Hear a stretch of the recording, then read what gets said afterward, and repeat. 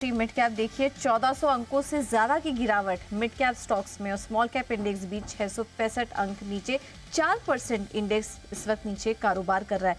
सही, जो small cap mid cap में इतनी बड़ी बिकवाली है, इसमें इतना पैनिक क्यों मचा हुआ है?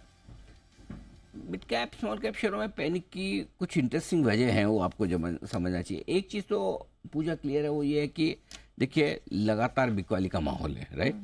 मिड कैप और स्मॉल कैप शेयरों में है, उसमें कोई डाउट ही नहीं। ओवरऑल मार्केट में आप देखेंगे तो एफआईज की तरफ से कैश मार्केट में लगातार बिकवाली दिख रही है।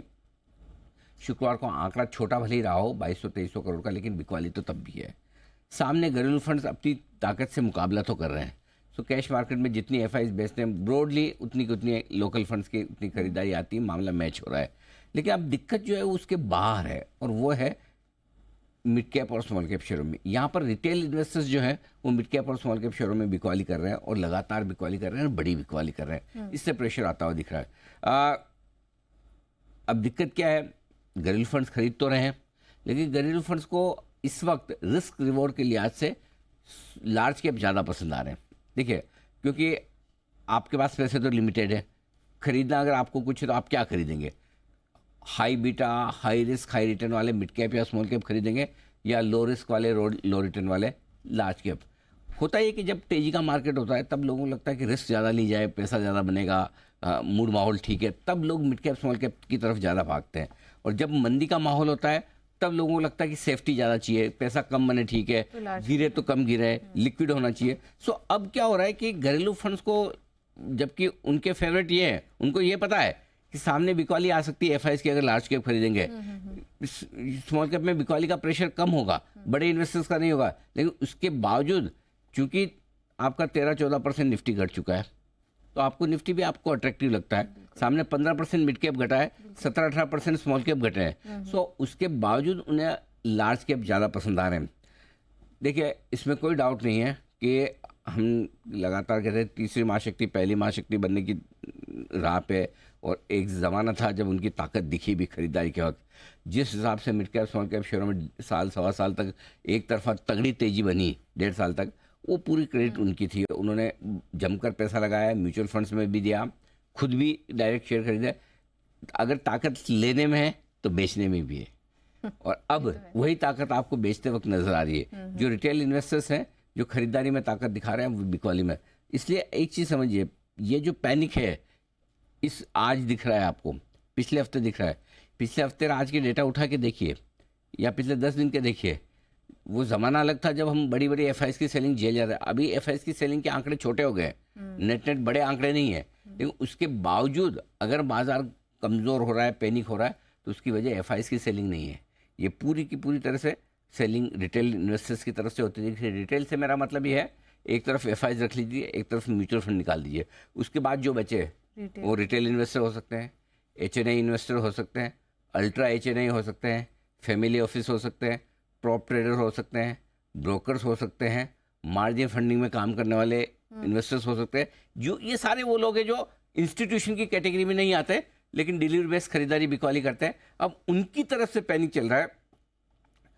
अब इस पैनिक में सब लोग ये पूछते हैं और कितना घटेगा। अब एक्चुअली देखा जाए तो इसका जवाब किसी के पास नहीं है और कितना घटेगा।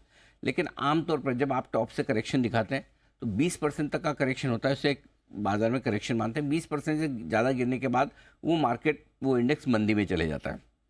17% आप स्मॉल कैप पे घट चुके हैं, 15% मिड कैप पे घट चुके हैं, 13% निफ्टी पे और 12% बैंक निफ्टी पे घट चुके हैं। ठीक है, तो अब बात ये है कि पिछले हफ्ते आप 6% घट गए थे स्मॉल कैप मिड कैप में, आज 3-3, 4-4% घटे हुए हैं। आपको सवाल अपने आप से ये पूछना है, क्या हर रोज इतना घट सकते हैं, क्या हर हफ्ते इतना घट सकते हैं? इसका जवाब आएगा ना। अब जवाब तो ना है, ये सबको पता है, सही भी है। लेकिन अगर 3 दिन 4 दिन और ऐसे निकल गए तो समझो 5-7%, तो क्या प्रॉब्लम परसेंट में नहीं है, प्रॉब्लम है कि जो स्टॉक करेक्ट कर रहे हैं वो 10-10% के नीचे के आज स्टॉक आपको 50 मिल जाएंगे जो लोअर सर्किट पे है, या 20-20% के लोअर सर्किट पे है। सो दिक्कत ये कि स्टॉक स्पेसिफिक करेक्शन काफ़ी ज़्यादा है, और इंडेक्स हो सकता है अब आपका 2-3% रोज ना भी घटे, तब भी मार्केट में पैनिक काफ़ी है, और इसीलिए बाजार घट भी रहा है। अच्छा, दूसरी प्रॉब्लम ये है कि सामने आपके बजट है। अगर बजट नहीं होता तो शायद एक ये आपके मन में रहता था कि अब ठीक लेवल आ रहे हैं जहाँ पैसा लगाएं, लेकिन अब आप कई लोग ये सोचेंगे जब 18-20% आप नीचे हुई और बजट है, ठीक है ना, बजट निकल जाने दो, क्या फर्क पड़ता है, 2-3% ऊपर भी ले लेंगे तो रिस्क तो नहीं है। पता चला कि एक तो पहले ही मार्केट खराब है, ऊपर से बजट खराब आ गया तो खाया पिया और निकल जाएगा। करेक्ट। तो इसलिए जो लेना चाहता है उसकी भी हिम्मत नहीं है, और जो बेचना चाहता है उसको तो अब पैनिक में बेचना है। और जो बेचने वाले जो लोग हैं वो वैसे लोग हैं कि जो अब ये सोच के बेचेंगे 1 साल पहले पैसा लगाया था, 1.5 साल पहले पैसा लगाया था, अब भी हमारा पोर्टफोलियो में लाल निशान में नहीं गया है, लगभग उसी के आसपास है, बेहतर है निकल जाए। सो अब है ना, ये जो बिकवाली है 2 तरह की है। एक जिनकी मजबूरी की फंडिंग वाली पोजीशंस ली हुई है, वो अब नहीं निभा पा रहे हैं, वो बेचें।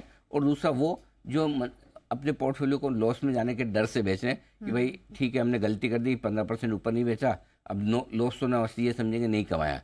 तो इस तरह की सिचुएशन बनती हुई दिख रही है।